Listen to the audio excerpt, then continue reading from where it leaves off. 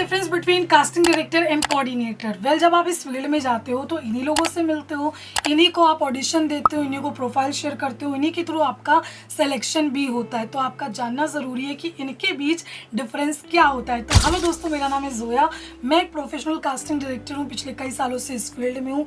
अच्छी बात यह है कि मैंने दोनों ही तरीके से इस फील्ड में काम किया है, चाहे वो कास्टिंग डायरेक्टर हो या फिर कोऑर्डिनेटर। आपको एग्जाम्पल के तौर पर सारी चीज़ें समझा दूंगी ताकि आपके माइंड में किसी भी तरीके का कोई भी कंफ्यूजन ना रहे। तो सबसे पहले जानिए कास्टिंग डायरेक्टर क्या होता है।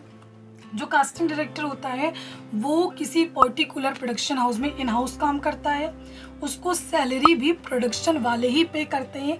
एक तरीके से इनका काम एक जॉब की तरीके होता है। आप मान लीजिए सुबह जाना है, कई बार आने का टाइम फिक्स नहीं, क्योंकि अगर शो चल रहा है, काम बहुत ज़्यादा है, तो कई बार आने का टाइम फिक्स नहीं, 11-12 बज जाते हैं कई बार।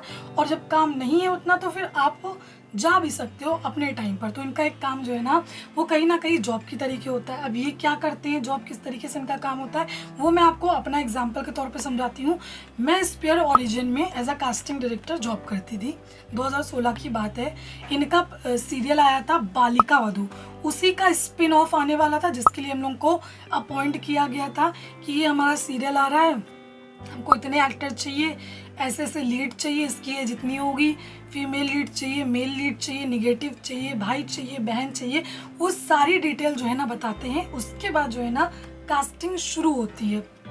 कास्टिंग जब शुरू होती है, एक्टर्स को बुलाना होता है उसी कैरेक्टर के हिसाब से, उनके ऑडिशन होते हैंगे। ऑडिशन होने के बाद एक्टर्स के ऑडिशन देखे जाते हैं, किसका ऑडिशन अच्छा हुआ, किसका ऑडिशन अच्छा नहीं हुआ। जिनके ऑडिशन अच्छे हो रहे होते हैं उनको सेलेक्ट किया जाता है और चैनल के उनके ऑडिशन भेजे जाते हैं। जिनके ऑडिशन उतने अच्छे नहीं होते, जो फिट नहीं होते कैरेक्टर में, उनको रिजेक्ट कर दिया जाता है, यानी कि उस पर्टिकुलर कैरेक्टर में फिट नहीं है इसलिए रिजेक्ट कर दिया गया है।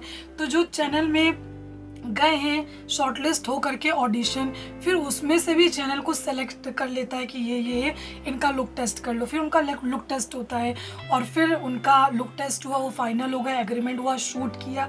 शूट के बाद उनको जो भी पैसा मिलता है वो पैसा वो खुद रखेंगे एक्टर्स, ना कि किसी भी कास्टिंग डायरेक्टर को देंगे, क्योंकि बीच में कोई भी नहीं था, बीच में कोई भी मीडिएटर नहीं था जिसने उसको काम दिलाया। उनको डायरेक्ट किसी प्रोडक्शन हाउस से कास्टिंग डायरेक्टर के द्वारा कॉल आया। तो जो पैसा है वो एक्टर खुद रखेगा, वो किसी को पे नहीं करेगा। मैं बताती हूँ कोऑर्डिनेशन क्या होता है। तो कोऑर्डिनेशन के तौर पर भी मैंने काम किया, क्योंकि शुरुआत मैंने वहीं से ही की थी।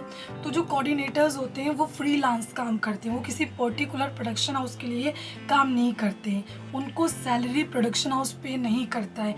उनका काम जॉब की तरीके नहीं होता है कि सुबह जाना है शाम को आना है। वो कई बार अपने घर से भी ऑपरेट करते हैं, कई बार वो अपना ऑफिस भी बना लेते हैं, वहाँ से भी वो ऑपरेट करते हैं। तो उनके ऊपर डिपेंड करता है। और जो कोऑर्डिनेटर्स होते हैं वो एक नहीं बहुत सारे काम कर रहे होते हैं, जैसे कि वो एड फिल्म भी कर लेते हैं, सीरियल भी कर लेते हैं, फिल्म भी कर लेते हैं, प्री शूट भी, जो भी काम आता है वो कर लेते हैं। सारी कोऑर्डिनेटर्स का काम करने का अलग अलग तरीका। कई कोऑर्डिनेटर्स सिर्फ सीरियल करते हैं, कई कोऑर्डिनेटर्स सिर्फ फिल्म करते हैं, कोई कोऑर्डिनेटर्स होते हैं जो मल्टी काम करते हैं, जैसे कि मैं करती थी।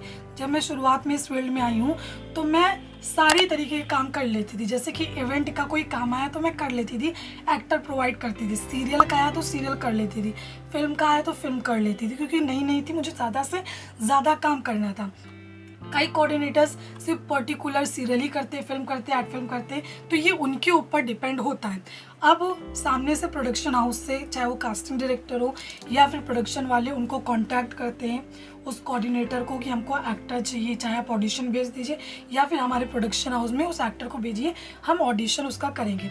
अब मान लो जो कोऑर्डिनेटर है, इस कोऑर्डिनेटर ने एक एक्टर जो है ना भेजा, उसका ऑडिशन हुआ और वो एक्टर सेलेक्ट हो गया। अब जब वो सेलेक्ट हुआ, उसका शूट हुआ, उसको पैसा मिला। अब ये जो पैसा मिला है उस एक्टर को, वो उसमें से कमीशन इस कोऑर्डिनेटर को देगा, क्योंकि इस कोऑर्डिनेटर के थ्रू ही उस एक्टर का सिलेक्शन हुआ है। समझ रहे हो आप? तो यहाँ पर कोऑर्डिनेटर को कमीशन देना होता है, यहाँ पर एक्टर ही उनको पे करते हैं जब उनका सिलेक्शन होता है। ऐसे आपको पे किसी को भी नहीं करना है जब तक कि आपका सिलेक्शन नहीं होता है।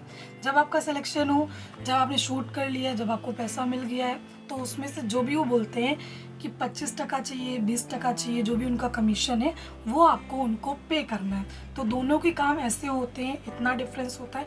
देखा जाए काम तकरीबन एक ही जैसा होता है, क्योंकि दोनों लोग एक्टर से ही कांटेक्ट करते हैं, दोनों ही एक्टर्स को काम दिलाते हैं, तो काम तकरीबन एक को सैलरी मिलती है जो कि प्रोडक्शन देता है, एक को एक्टर्स के द्वारा कमीशन मिलता है, तो ये डिफरेंस होता है। Thank you.